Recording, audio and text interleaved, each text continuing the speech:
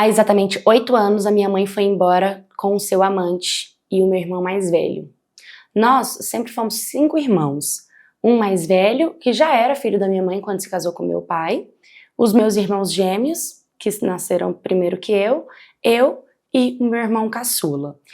Eu sempre senti um tratamento muito diferente, apesar da minha mãe ser amorosa com os meus irmãos, comigo não. Comigo ela era mais bruta, às vezes ela pedia para os meus irmãos mais velhos me bater, e eles me batiam, me machucavam, e ela meio que não falava nada. Eu sempre tava com o corpo roxo, sabe?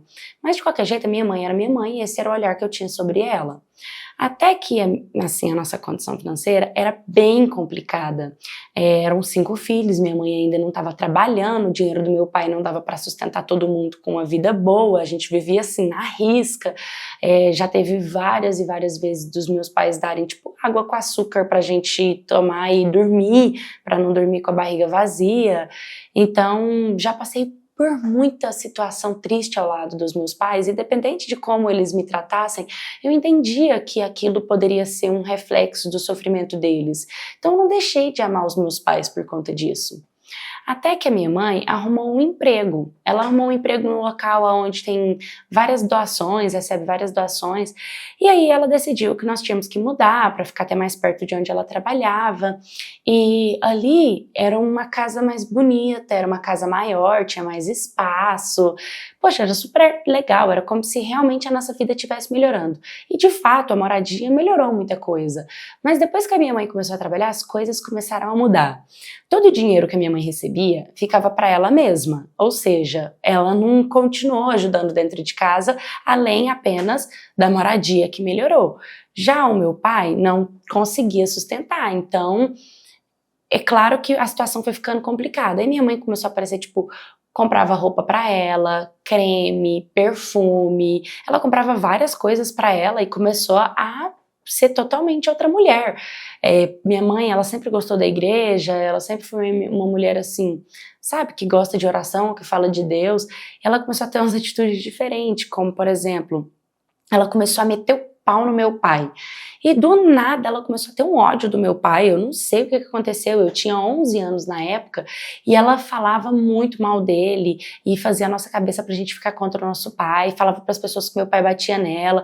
Cara, teve um dia que ela pediu pra eu tirar foto dela com o corpo pelado, cheio de batom, ela tinha passado batom roxo na pele, pra falar que o meu pai tinha agredido ela, sabe? Pra falar que o meu pai tinha batido nela. E depois que a ficha foi caindo, né? Com o tempo, o meu pai foi fazer uma viagem. E no que meu pai foi fazer essa viagem, ele ficou 4 dias fora. E ali, a minha mãe simplesmente ligou para minha avó, que é mãe dela, que mora em outro estado, e começou a pedir dinheiro, falando que queria fugir, porque o meu pai sempre agredia ela, que o meu pai batia nela. Então, ela estava convencendo a minha avó de mandar dinheiro para ela. O que ela fez? A minha avó mandou dinheiro para ela ligou para um cara e começou a falar pro cara fazer as malas e pro meu irmão mais velho fazer as malas. E tipo, eu vendo aquela situação com os meus 2 irmãos gêmeos maior e o pequenininho, né? E eu sem entender muito o que estava acontecendo, ela virou pra mim e falou que ia deixar a gente num abrigo. Aí eu entrei em desespero, por menino dos olhos, eu falei, como assim, mãe? Ela falou, eu estou indo embora, eu vou fugir, seu irmão vai comigo e vocês vão pro abrigo.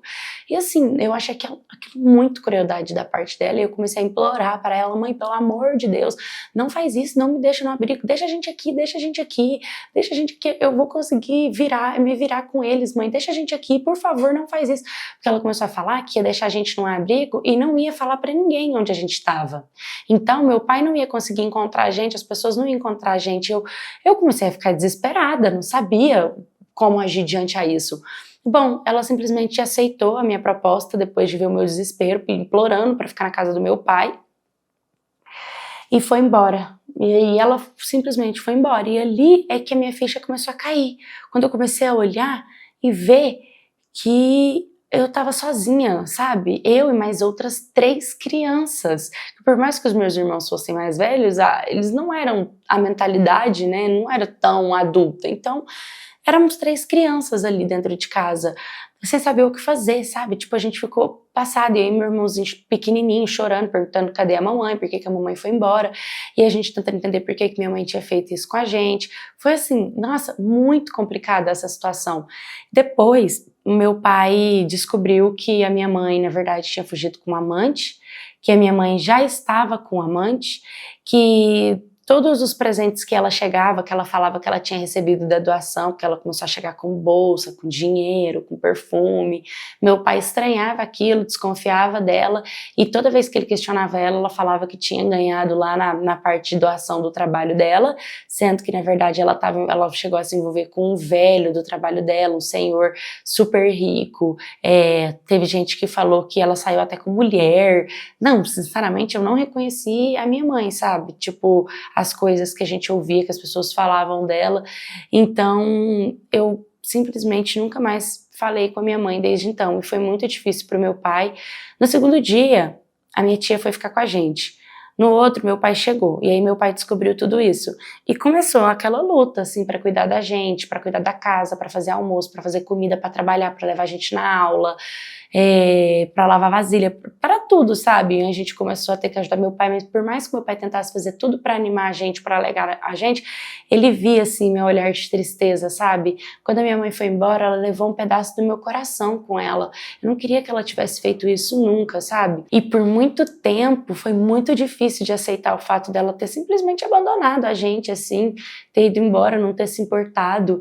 E eu chorava muito. Meu pai fazia pizza brotinho, tadinho, quase que todos os dias para ver se animava a gente, mas eu não conseguia ser feliz. Na escola, um dia, eles escreveram meu nome na frente, colocou "não tem mãe", e na hora eu ri com todo mundo, mas só Deus sabe o tanto que aquilo me fez mal e como aquilo me machucou, sabe? E foi muito difícil. Tinha vez que eu senti uma dor tão profunda no meu peito que eu pedia para Deus me levar, do tanto que eu me responsabilizava por isso.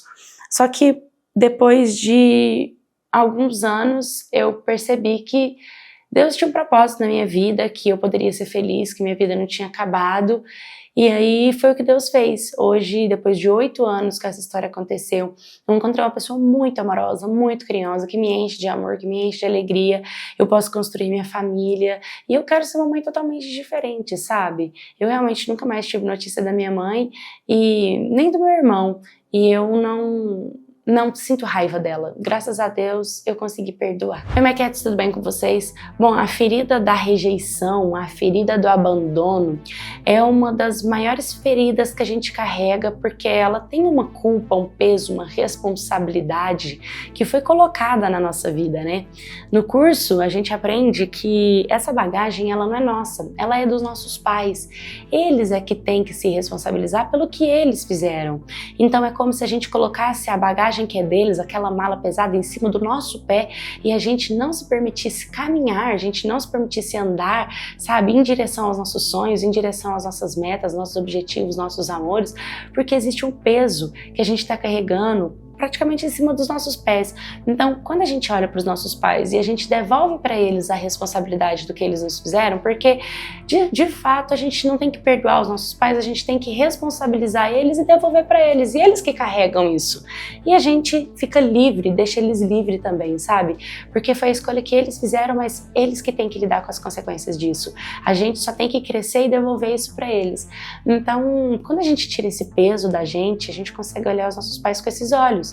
E às vezes eles deixaram várias bagagens por aí, né? E as pessoas não conseguem devolver. Então é muito importante a gente realmente dar para nossos pais essa responsabilidade. E olhando com a narrativa diferente, o seu pai foi um grande homem, né? O seu pai foi um pai que ele fez a parte dele. Como existem muitas mães solo por aí, existem muitos pais solo também que dão a vida, que dão o melhor e que se esforçam e que se transformam e que fazem filhos bons, filhos honestos. Olha para sua vida, você mesmo conseguiu perdoar, você conseguiu constituir sua família e provavelmente o amor do seu pai pode muito bem ter somado para você encontrar esse homem, sabe? O amor que você recebeu do seu pai é um amor que você recebe atualmente também, sabe? Então a gente tem que olhar para essa narrativa com um olhar também de gratidão pelas coisas boas, pelas partes boas que a vida te deu, e eu espero que você seja feliz com a sua família. Você também já foi abandonada pela sua mãe? Já foi rejeitada?